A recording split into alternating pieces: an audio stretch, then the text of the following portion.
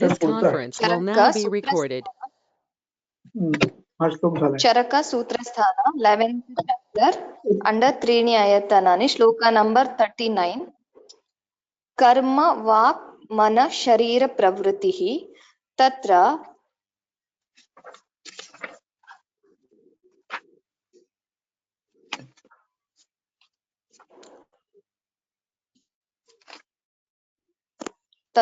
Walk మన శరీర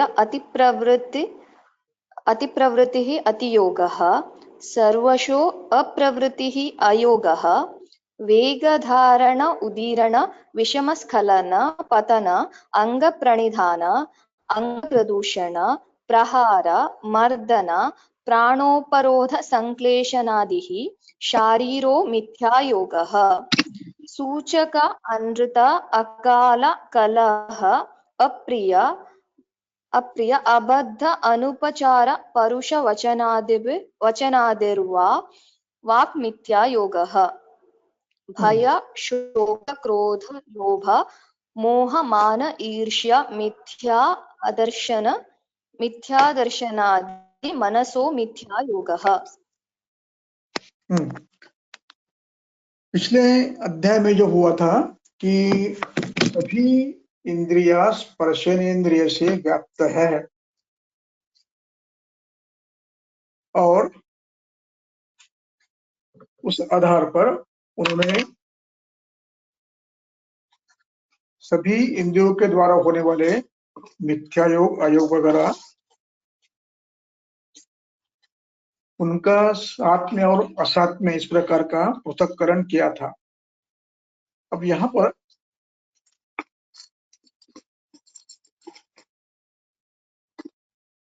मुझे एक विशेष बात पर ध्यान देना है,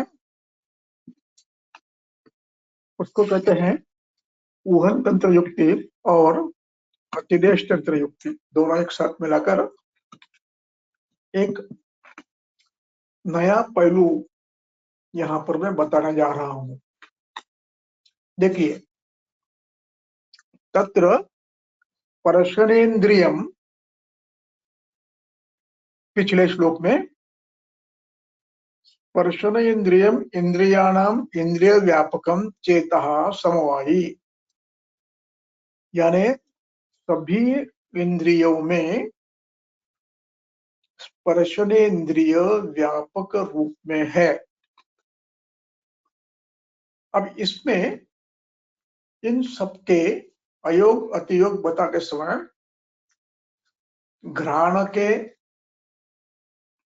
नेत्र के अयोग मिथ्यायोग अतियोग बताते समय उन अर्थों का विषय उन्होंने सामने रखा था। अब हमें ये देखना है, जब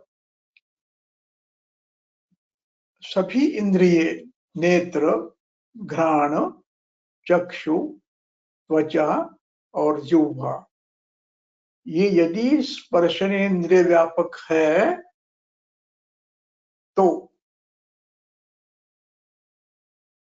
हमें इन सभी इंद्रियों के, पंच ज्ञानेन्द्रियों के अयोग अतियोग मिथ्या योग में काम करने वाले स्पर्शनेन्द्रिय के अर्थों का विचार करना चाहिए या नहीं। यानी स्पर्शनेन्द्रिय को वायु स्पर्श कर, वायु प्रधान है पंचमहाभूतों में। अब वायु के द्वारा यानी स्पर्शनेन्द्रिय के द्वारा, दुष्ट वायु के द्वारा यदि आंख को स्पर्श हुआ तो भी आंख का व्याधि हो सकता है। उसी प्रकार स्पर्शनेन्द्रिय का विषय वायु, ये यदि विषयुक्त दूषित या दुष्ट है तो उसका स्पर्श जैसे घ्राण को दुष्ट करेगा, वैसे त्वचा को दुष्ट करेगा, वैसे कर्ण को भी दुष्ट कर सकता है दूषित वायु। उसी प्रकार विषाक्त वायु, विषाक्त ये ऐसा दुष्ट वायु, ये जिह्वा इंद्रिय को स्पर्शित होगा तो उसको भी दुष्ट करेगा। यानी अभिप्राय ये है कहने का कि जहां जहां त्वचा है वहां पर वायु के, दुष्ट वायु के स्पर्श से होने वाले व्याधि भी संभव है। जो त्वक इंद्रिय के विषय उन्होंने बताया है कि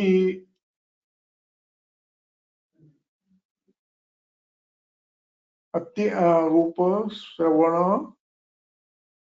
श्रवण स्पर्श सर्श घ्राणम और स्पृश्यानाम, शीतोष्ण स्पृष्टानाम, स्नान अभ्यंग इत्यादि, ये जो स्पर्श के विषय हैं, इन सब का शीतोष्ण स्पृश्यानाम, स्नानाभ्यंग उद्वर्तन आदि नाम सर्वशो अनुपसेवमानस्य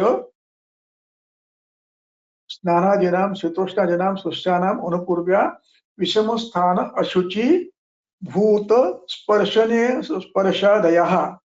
तो ये अति तीक्ष्ण, अति शीत, अति उष्ण, अशुचि, भूत संयुक्त सभी स्पर्श सभी इंद्रियों को बाधा कर सकते हैं कि नहीं, इस विषय पर भी हमें विचार करना है।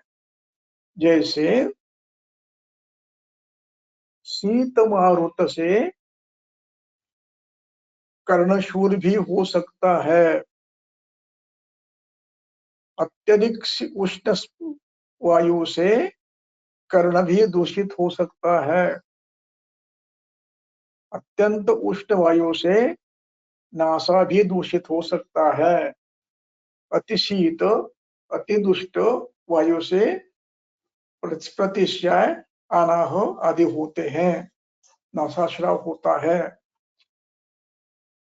इसी प्रकार स्पर्शनेन्द्रिय के सभी विषय अर्थ ये दुष्ट हो तो त्वचा, जिह्वा, कर्ण, नेत्र और घ्राण इन सबको दूषित कर सकते हैं।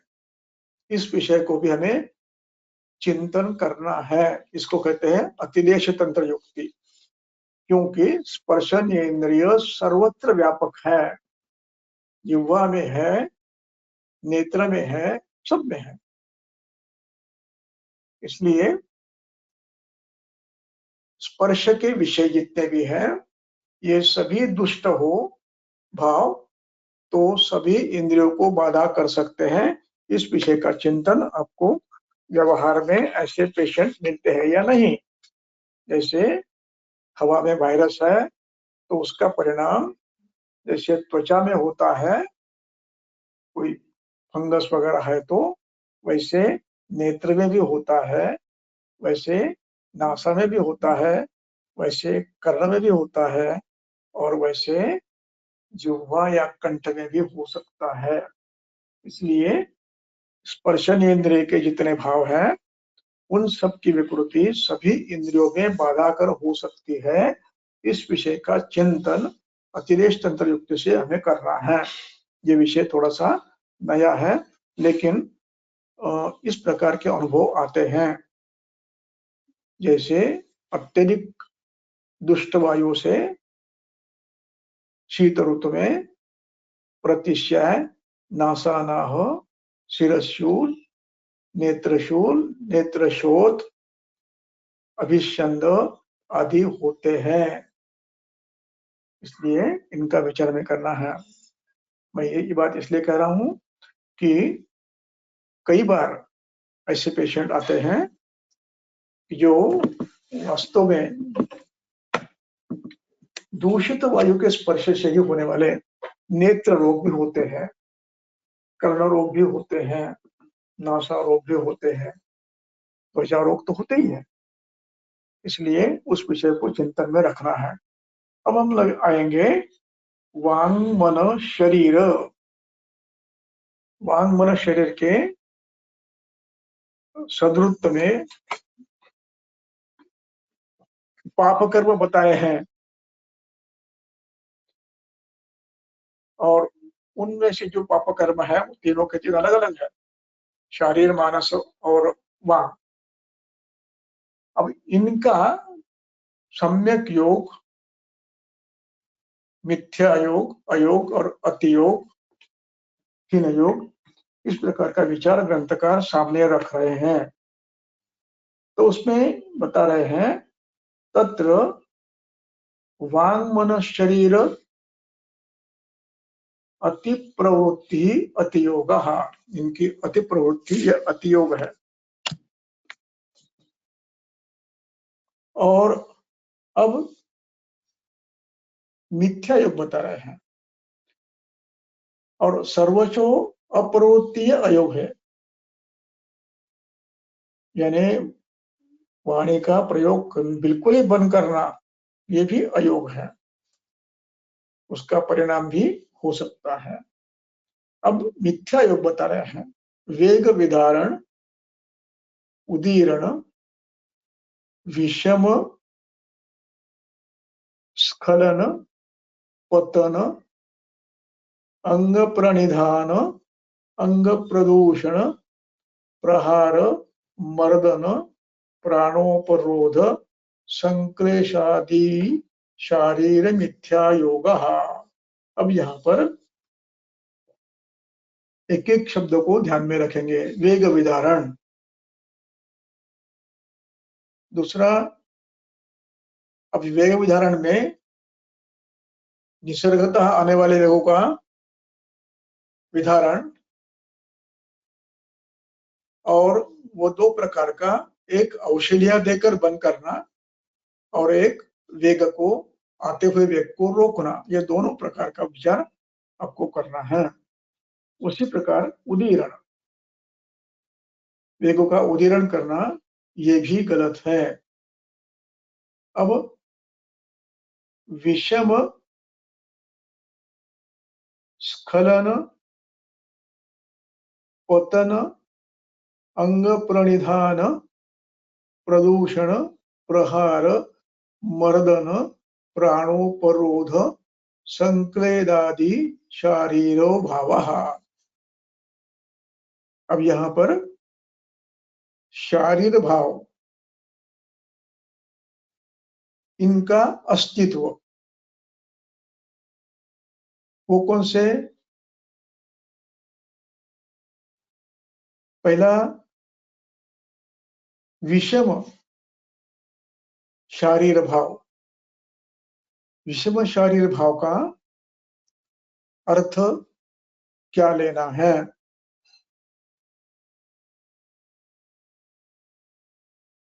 शरीर की विषमता, इस विषय में चक्रपाणी कोई टीका नहीं करता। शरीर का विषम भाव, इसका अभिप्राय हम सबसे बाद में देखेंगे। अब उसके बाद आता है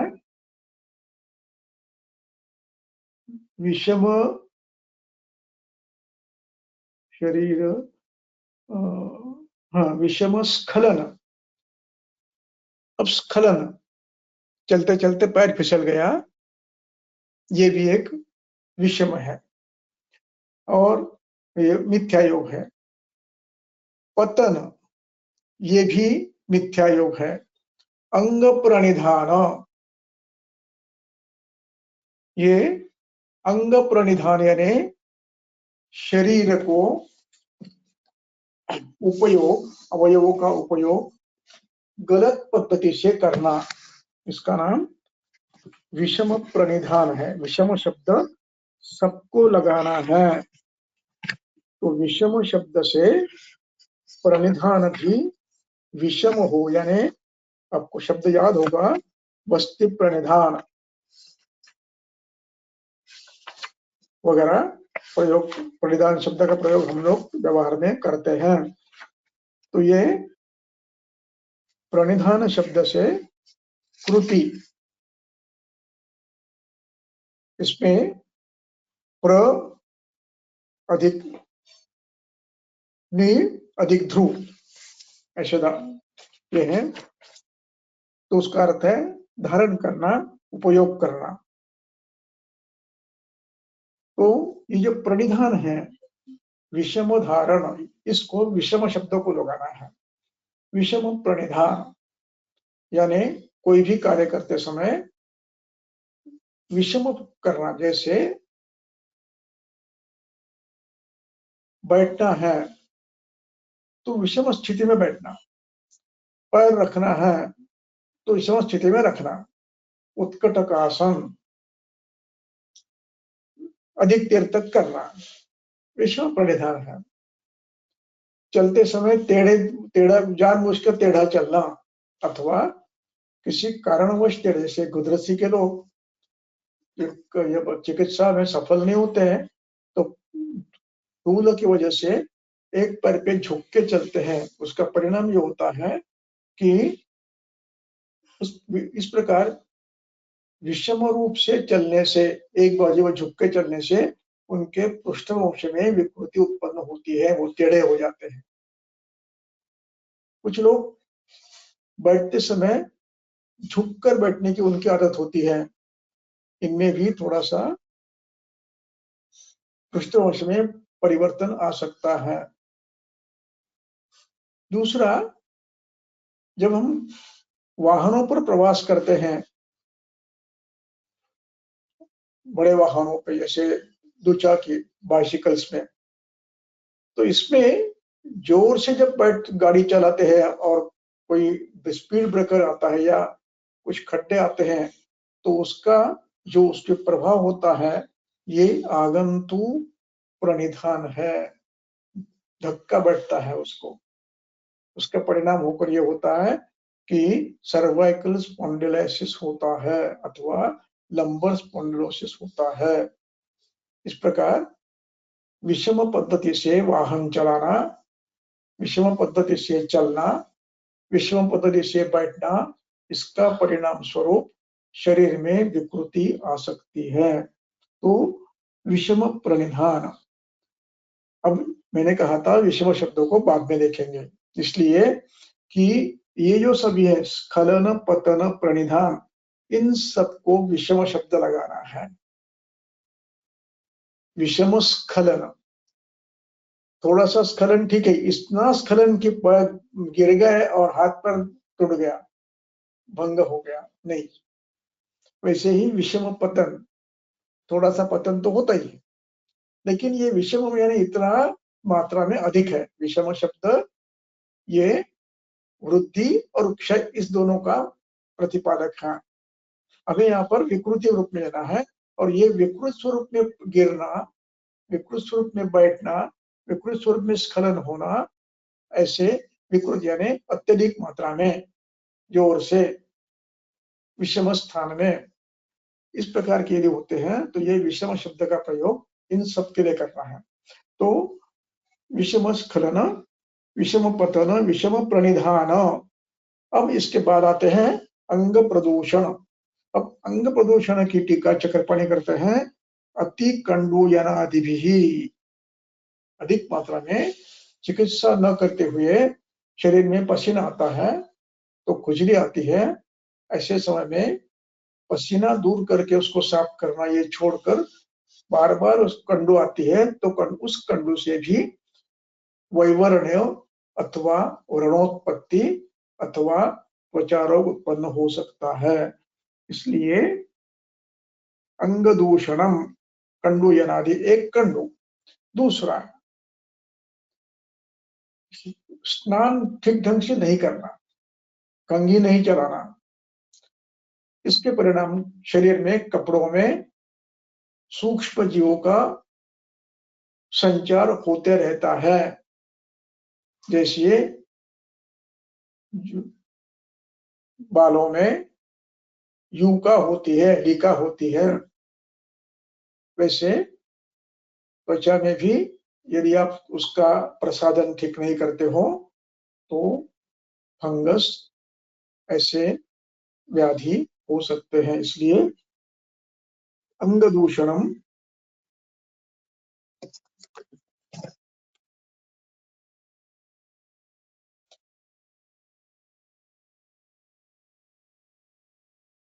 बंद झालं का रे? Hello, no sir. सर ऐकू येत चालू आहे का बंद आहे? ऐकू येते ना? हो सर. मला वाटलं बंद पडले काय। तो इस प्रकार अंग प्रदूषण विविध कारणों से हो सकता है। जैसे बरसात में जगह जगह पानी बचता होता है, रास्ते गीले होते हैं, हम बिना चप्पल पहने यदि ऐसी जगह पे गए तो पैरों के अंगुलियों के बीच में व्याधि होती है। उसको संस्कृत नाम कुछ अलग है, लेकिन एक ऐसी व्याधि होती है कि जो बार बार खुजली आती है वहां पर और व्रण होता है। ऐसे अंग प्रदूषण भी एक हो सकता है। उसके बाद प्रहार, किसी ने मारा, कोई प्रहार लग गया, खुद लग गया, या हम बैठे हैं और बैठते हुए झट से उठ गए तो ऊपर कोई खिड़की का दरवाजा खुला है या अथवा कपाट का दरवाजा खुला है तो उसमें मार लगता है। इस प्रकार इस प्रहार, मर्दन, यानी कहीं शरीर ऐसे चपट में आ गया, सैंडविच हो गया या धक्का कोई लग गया, घस घिस गया तो ये हो सकता है। अथवा संवाहन में मर्दन जोर से किया तो भी अस्थिभंग हो सकता है। प्राणोपरोधा, प्राणोपरोध का एक अर्थ है श्वसन में प्रॉब्लम आना, ये एक अर्थ है, ये महत्व का है। जहां पर श्वसन की न्यूनता होती है वहां पर शिरस्थान को वायु, प्राणवायु का सम्यक प्रणिधान न होने के कारण किसी इंद्रियों का नाश भी हो सकता है।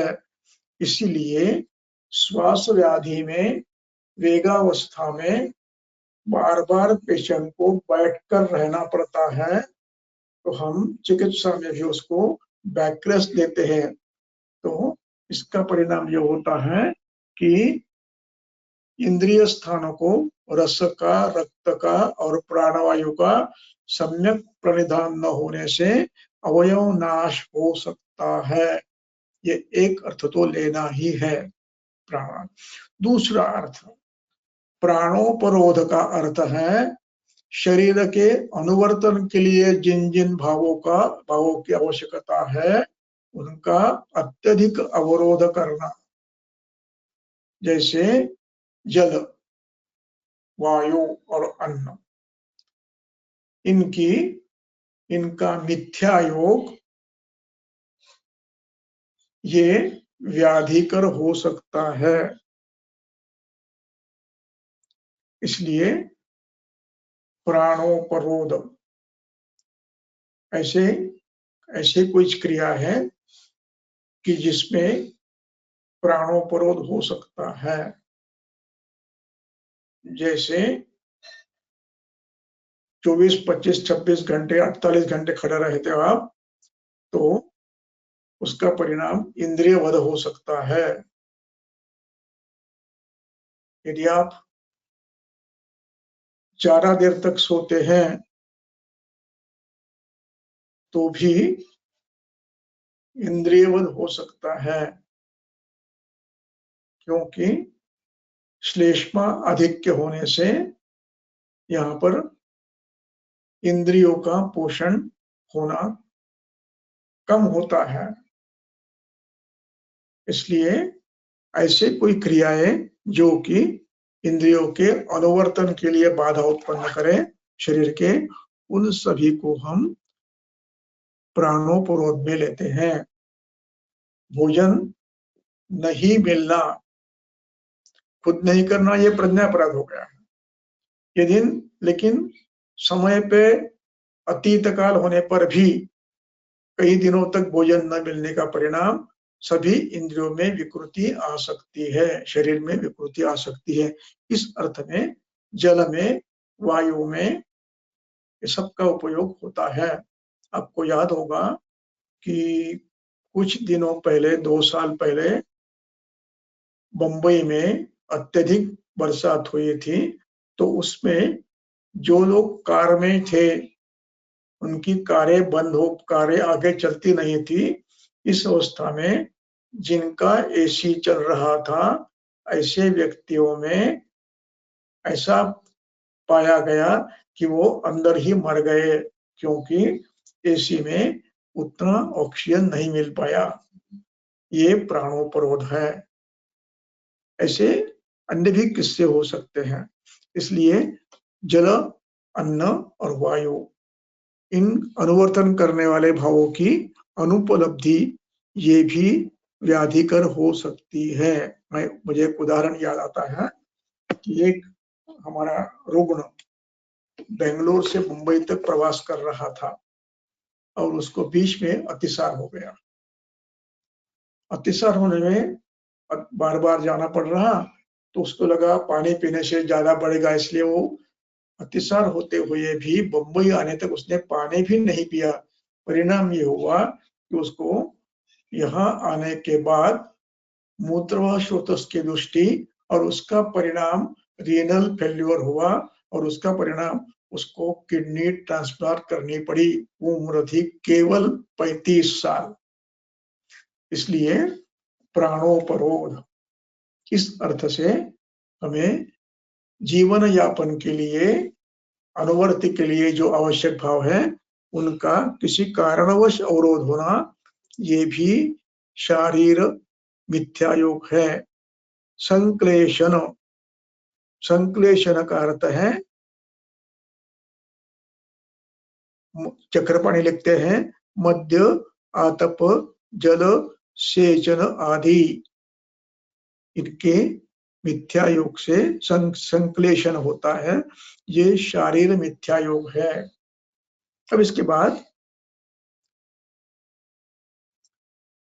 अब वायु वाणी का मिथ्या योग बता रहे हैं। पहले तो ये बता दिए कि वांग मन शरीर का अतियोग ये अतियोग है और सर्वशो अयोग ये अयोग है। अब बताना बाकी है केवल मिथ्या योग, इसलिए यहाँ केवल मिथ्या योग बता रहे हैं। जैसे वाचा का अतियोग, अधिक देर तक बड़बड़ करना, अधिक हंसना, अधिक गायन करना, यह अतियोग। बिल्कुल ही नहीं करना, तूष्णि, ये अयोग हो गया। लेकिन मिथ्या योग, ये मिथ्या योग क्या है? सूचक, अनृत, अकाल, कलह प्रिय, अबद्ध, अनुपचार, परुष वचनादिर वाक मिथ्या योग। अब यहां पर एक एक शब्द का अर्थ। सूचक, सूचक का अर्थ है मर्म बाध करने वाली वाक्य, जिसको कहते हैं हर्टिंग स्पीच, किसी को दिल को लग जाए ऐसा स्पीच, उसका नाम सूचक है। किसी का गुह्य बताना या कुछ दोष निकालना या ऐसे कोई वक्तव्य करना जिससे कि वो हर्ट हो जाए, तो उसको सूचक कहते हैं। अनृत, अनृत, अब झूठ बोलना, झूठ बोलना ये मिथ्यायोग कैसे हो सकता है? ये चिंतनीय विषय है। बोला थोड़ा झूठ, तो उसका परिणाम वाक इंद्रिय का मिथ्यायोग बनकर शरीर को बाधा क्या करेगा? ये विषय चिंतनीय है, मैं उस पर बात करूंगा। उसके बाद अनृत का अर्थ क्या है, ये भी समझना आवश्यक है। अकाल, अकाल का अर्थ है कोई अच्छा उत्तम कार्यक्रम चल रहा जो आह्लादक है, आनंदमय है, वहां पर ऐसे वचन करना कि जो उस कार्यक्रम का पूरा मजा किरकिरा कर दें। कोई दुखद घटना है जो नहीं बतानी चाहिए, या कोई ऐसे वचन कि जो पूरा वातावरण खराब कर दे, नहीं करनी चाहिए, तो उसको कहते हैं अकाल। कलह प्रिय, कलह प्रिय का अर्थ यह है कि ऐसे वचन बोलना कि जिससे झगड़ा शुरू हो जाए, वाद बढ़ जाए। कुछ व्यक्ति कलह प्रिय होते हैं, उनको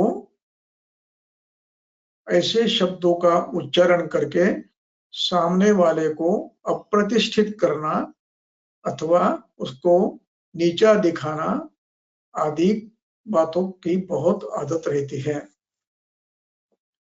इसमें ये साइकोलॉजिकल पेशेंट होते हैं, साइकियाट्रिक पेशेंट होते हैं, ये अपने आप को इस पद्धति से सुखी करते हैं, दूसरे को दुख देकर। इसमें कई प्रकार है, उसमें विस्तार से नहीं जाऊंगा मैं। इसमें असूया, मत्सर, द्वेष और क्रोध, इनके कारण ऐसे शब्दों का उच्चारण करते हैं कि आप आपा खो बैठोगे और झगड़ा शुरू हो जाएगा। अब सामने वाला यदि आपा खो नहीं खोता है, शांत बैठता है, तो कुछ नहीं होगा। लेकिन सामने वाला यदि सामान्य प्रवृत्ति का है, जो नियंत्रण रखने का प्रयास करता है, लेकिन आप ऐसी बात कर रहे हो कि उस समय नियंत्रण खो जाता है। कभी कभी ऐसे हो जाता है, किसी हमेशा शांत रहने का प्रयास करते हैं, लेकिन कभी कभी ऐसी चीजें बोल दी है किसी ने तो आप छट से तिलमिला कर उठते हो और झगड़ा शुरू हो जाता है। उसको कहते हैं कलहप्रिय वचन। अबद्ध, अबद्ध वचन यानी ऐसे वचन करना कि जो संयुक्तिक क्रमशः नहीं है, यानी जिसके कोई एक दूसरे को संबंध नहीं है, ऐसे या ऐसे वचन कि जिसका प्रसंग नहीं है।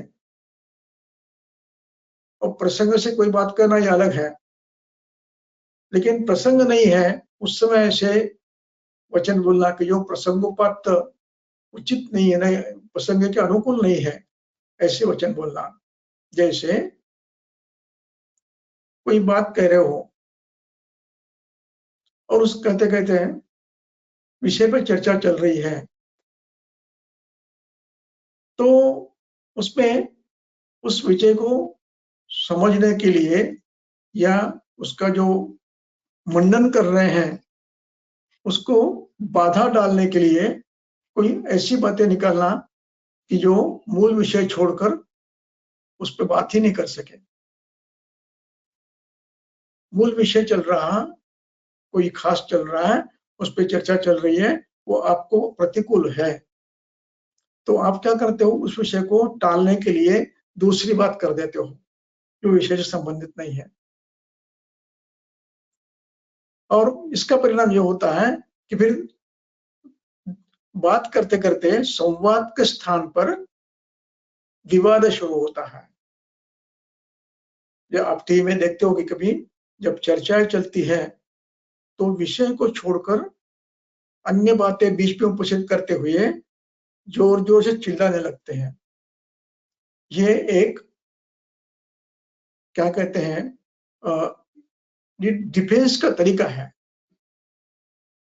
जिसको साइकियाट्री में एक शब्द है कि इनडिफरेंट डिफेंस, जिससे कोई संबंध नहीं है ऐसे विषय निकालकर मूल विषय को टाल देना। इससे कभी कभी विवाद बढ़ता है।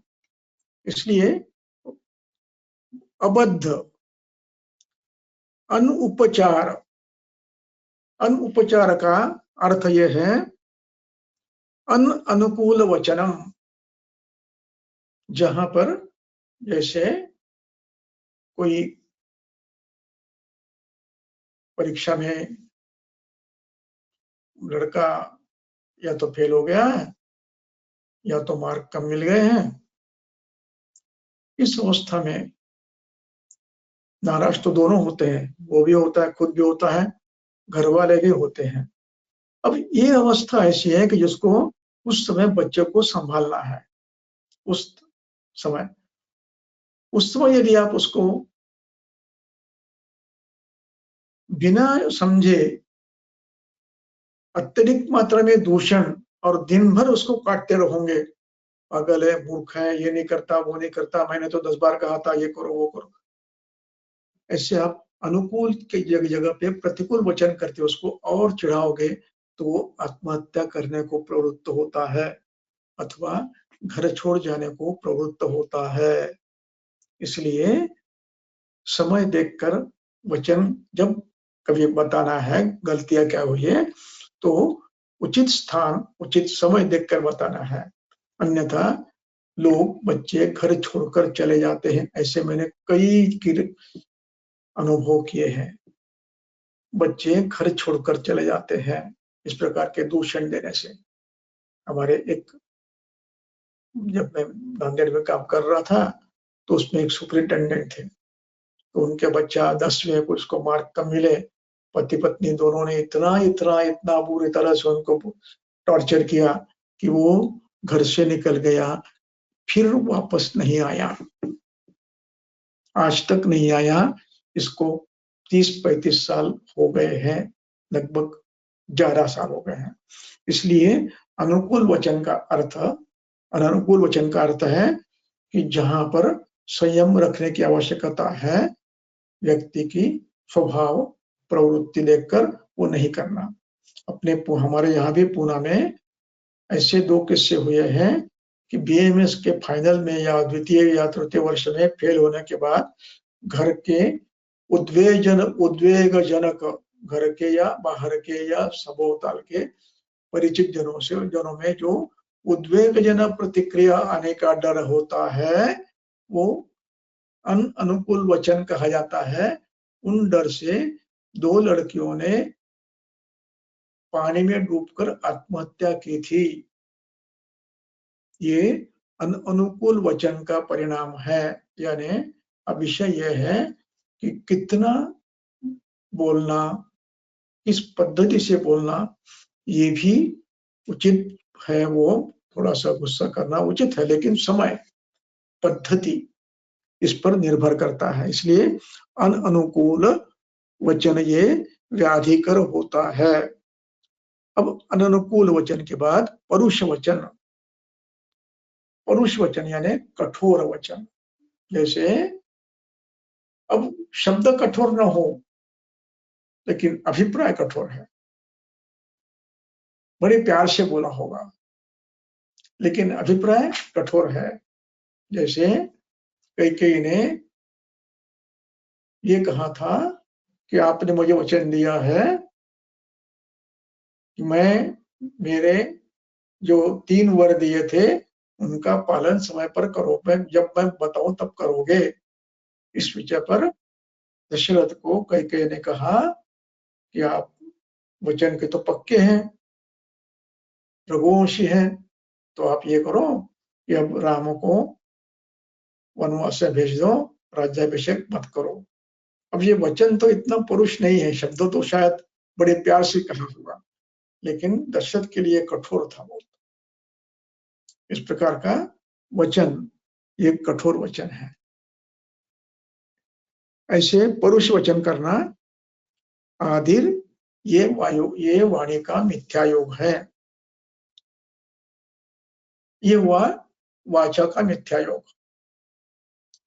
अब 1 मिनट में थोड़ा सा पानी पीता हूं, फिर बोलता हूं।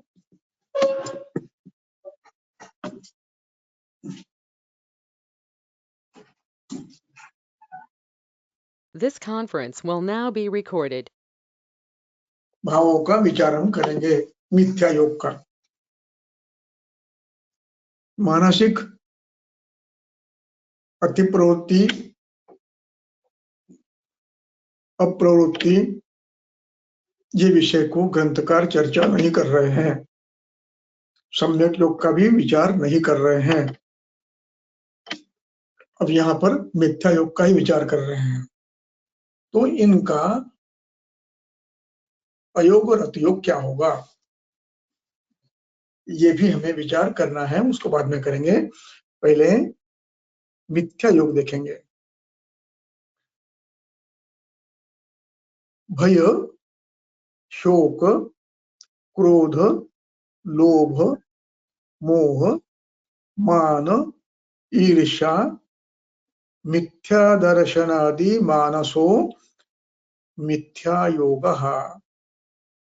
यहाँ मानसो शब्द है, ये मनसः है, षष्ठी है। मनस शब्द की षष्ठी एक वचन है, तो मनसः मिथ्या योगः। अब यहाँ पर भय, क्रोध, शोक, लोभ, अब इन सब की चर्चा हमने पहले, इन शब्दों के अर्थ हमने पहले एक बार कहीं तो भी देखे हैं, मुझे याद है। हर एक शब्द का अर्थ मैंने संदर्भ के साथ बताया था। यदि आवश्यक है तो मुझे ये करें, मैं अगली बार फिर बताऊंगा। तो अभी नहीं बताऊंगा क्योंकि मेरे पास अभी रेफरेंस नहीं है, तो आवश्यक है तो मैं निकाल कर अगली बार बताऊंगा। भय, जो चीज हुई नहीं है उसका डर, केवल मानसिक डर, मैं फेल हो जाऊंगा, मैं फेल हो जाऊंगा। आवश्यक नहीं कि हर बार फेल होता है, पास होता है, पेपर अच्छा आता है, लेकिन भय रहता है। अब ऐसे भय कुछ नॉर्मल होते हैं और कुछ नॉर्मल से भी ज्यादा होते हैं, और कुछ ये भय ऐसे होते हैं जो मिथ्या होते हैं। जिस चीज का भय नहीं रखना है, ऐसी वस्तु का भय, ये संशयित वृत्ति है। जैसे छोटे बच्चे अंधेरी रूम में जाने को डरते हैं,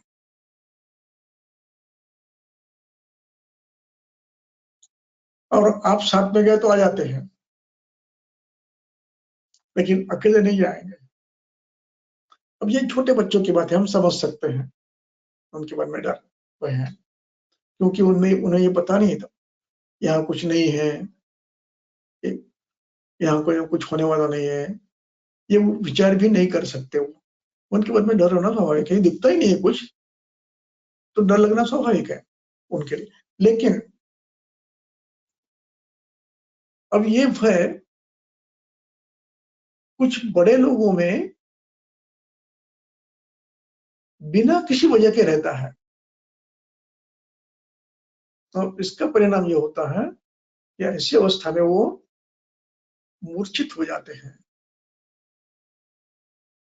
या कुछ गड़बड़ हो जाती है। ऐसे प्रकार का भय ये मिथ्या योग है। जहां भय की कोई आवश्यकता नहीं है वहां पर भय, जैसे कुछ व्यक्तियों को रास्ता लांग कर जाने का भय रहता है। सीधा है, इधर देखना उधर देखना सामने देखना, कुछ नहीं है तो चले जाना, लेकिन नहीं जाएंगे। कोई तो ये हाथ पकड़ कर, कुछ लोग तो इस भय से रोड पर निकलते ही नहीं है, बड़े रोड पर। ये मिथ्या भय। इस प्रकार के मिथ्या भय भिन्न भिन्न प्रकार के होते हैं। समाज में ऐसे बहुत लोग मिलते हैं कि जिनको जहां भय की स्थिति नहीं है, उस स्थिति का भय बिना किसी कारण के दिखने लगता है, उससे पीछे हटते हैं। इस प्रकार के भय आप जब खुले मंच में जग में ये करोगे, प्रवास करोगे, तो ऐसे भय आपको बहुत दिखेंगे। कुछ लोगों को किस मिथ्या भय रहता है, किसी को गति का भय रहता है,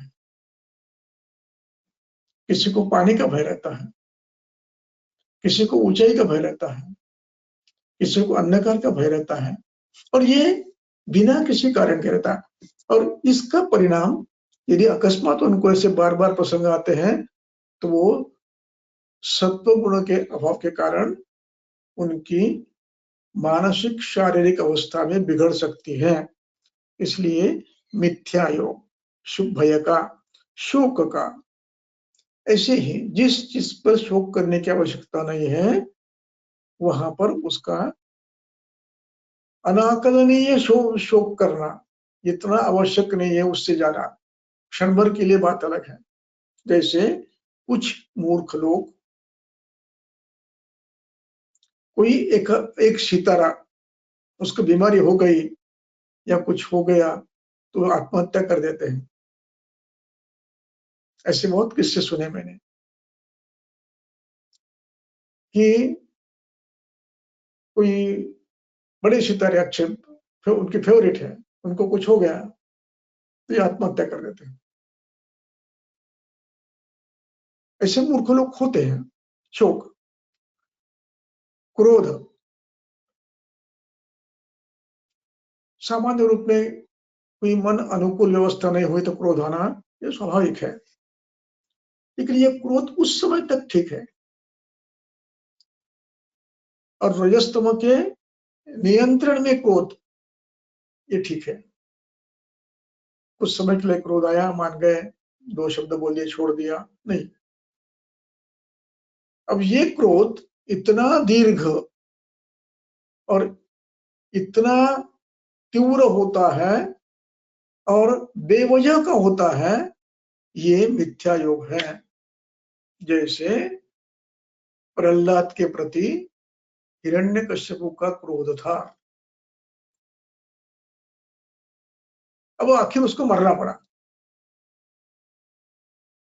उसको वह आदत थी ईश्वर का नाम लेने की, और इसको वो पसंद नहीं था, क्रोध करता था उसका, तो उसको कितना छल किया उसका। तो ये विकृति है, बिना किसी कारण के क्रोध करते रहना, और वो भी अनाकलनीय क्रोध करना, ये मिथ्या योग है। क्रोध, लोभ, आसक्ति,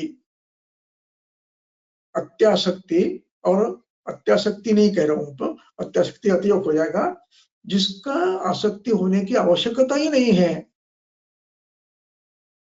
ऐसे भाव की आसक्ति रहना, इसका कोई उपयोग नहीं है जीवन में, उसकी आस। जैसे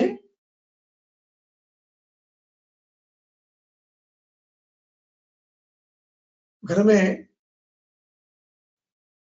कुछ चीजें नहीं रखनी चाहिए, लेकिन उस विषय की आसक्ति ऐसी होती है कि वो उसको रख देता,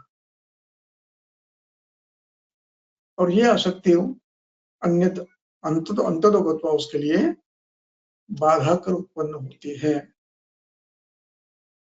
अधिक विस्तार से बताना है तो हम लोग अभी टीवी सीरियल बहुत देखते होंगे आप लोग, तो उनमें कभी कभी ऐसे होता है कि घर में अच्छा कुटुंब होते हुए भी किसी अन्य महिला को घर में लाके रखना,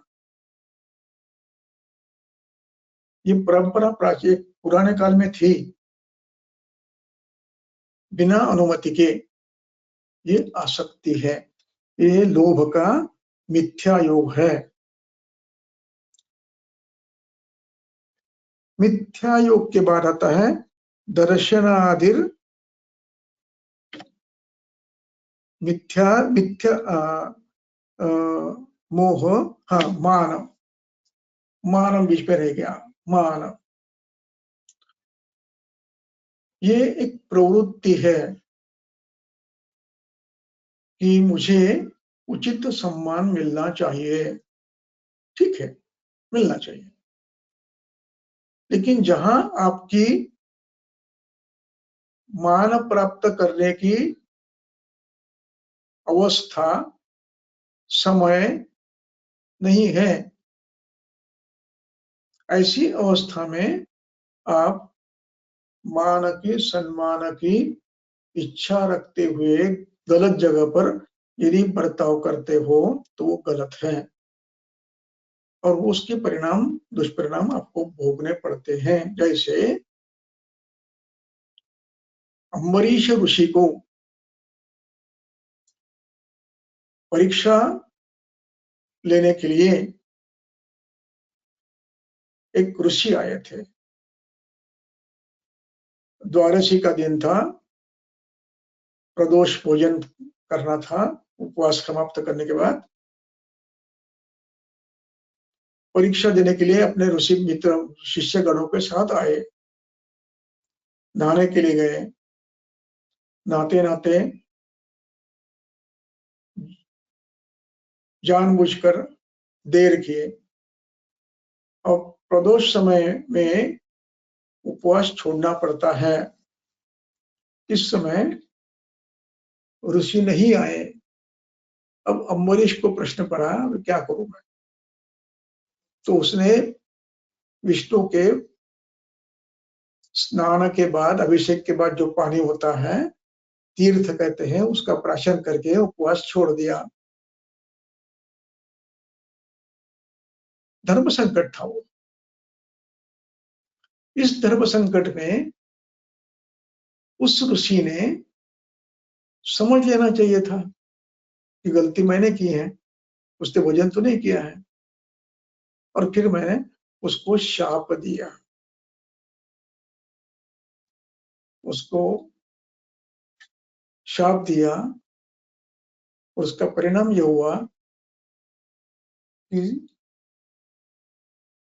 विष्णु ने भी उनको बचाने से इनकार किया। उस अम्बरीश ऋषि को बचाने के लिए सुदर्शन चक्र का प्रयोग करना पड़ा और उसका परिणाम, वो सुदर्शन चक्र इसके ऊपर दौड़ते लगा तो उसको संभालना उनको अशक्य था। तो उस समय विष्णु के पास गए कि बचाओ मुझे। तो विष्णु ने कहा, यह मैं नहीं बचा सकता, जिसका आपने अपमान किया है उसको शरण जाओ। तो वो अम्बरीश को फिर शरण गए, तब जाकर वो चक्र रुक गया। ऐसी कथा है। थोड़ी भिन्न भिन्न रूप में अलग जगह होते होंगे, लेकिन सारांश यह है कि अम्मान की इतनी अभिलाषा जो योग्य नहीं है, ये मिथ्या योग है, ये जगह योग्य नहीं है। तो ऐसे मिथ्या योग का परिणाम मान का ईर्षा। ग्रंथकर्ता कहते हैं ईर्षा नहीं करनी चाहिए। ईर्षा करने की उन्होंने पद्धति बताई है। हेतौ ईर्षेत फले न तु। ईर्षा करनी है तो फल की करो, फल की नहीं, कार्य पद्धति करो। हेतु ईर्षेत फले न तु। हम हेतु भी ईर्षा नहीं करते हैं, हम ईर्ष्या फल है उसको क्यों मिला,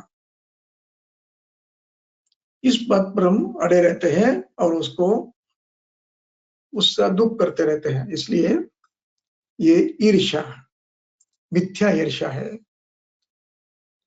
ईर्ष्या करनी है कर्म की, प्रयास की।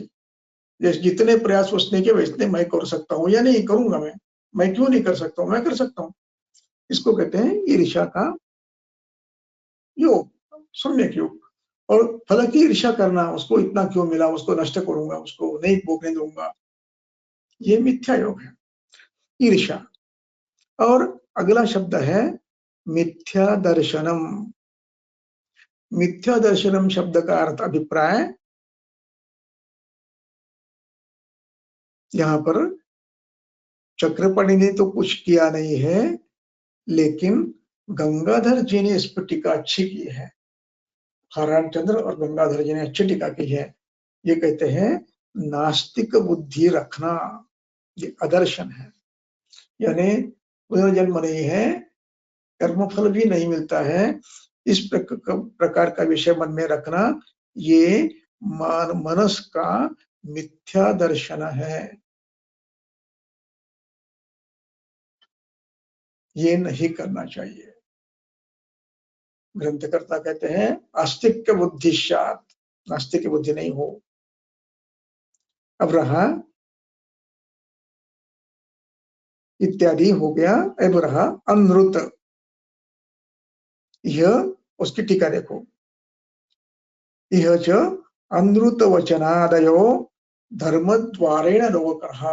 मैंने प्रश्न पूछा था अनृत वचन का संबंध क्या है शरीर पे व्याधि होने का। उसका उत्तर चक्रपाणी दे रहे हैं, अनृत शब्द से, वचन से धर्मशास्त्र के कारण लिखा है कि ऐसे बार बार यदि आप अनृत वचन करोगे तो आपको अगले जन्म में भिन्न भिन्न व्याधियों को सामने जाना पड़ता है।